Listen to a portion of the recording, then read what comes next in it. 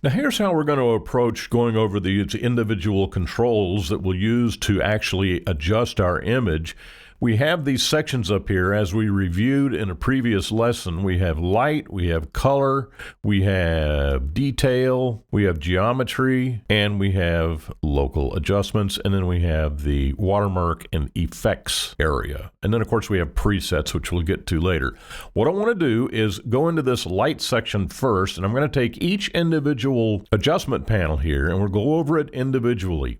Okay, now this is about as easy as it gets. There's really nothing here that you can't immediately understand.